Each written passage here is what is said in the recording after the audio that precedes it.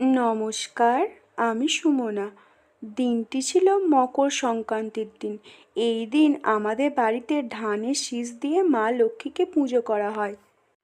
প্রতি বছর মকর সংক্রান্তির দিন আমাদের বাড়িতে পুজো হয়। আগেই বললাম, ধানের শীষ দিয়ে ঠাকুরকে পুজো দেওয়া হয়। ওই ধানের শীষ 3টে করে একসাথে বাঁধা হয় এবং উপরে একটু জায়গা রাখা হয়। ওখানে বেলপাতা, তুলসী পাতা, সর্ষে ফুল, গাঁদা ফুল, দুল্প, চালের গুঁড়ি, গরুর বৃষ্ঠা এগুলো দিয়ে একসাথে আটকে ওই ধানের শীষের মাথায় আটকে দিতে হয়। এইভাবেই প্রত্যেকটা ধানের শীষ আগে বেঁধে নেওয়া হয়।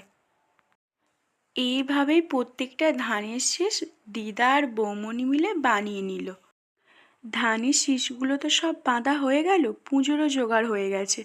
এবার ব্রাহ্মণ ঠাকুরও চলে এলেন, পুজোও শুরু হয়ে গেল। সবাই ভালো থাকবেন, সুস্থ থাকবেন।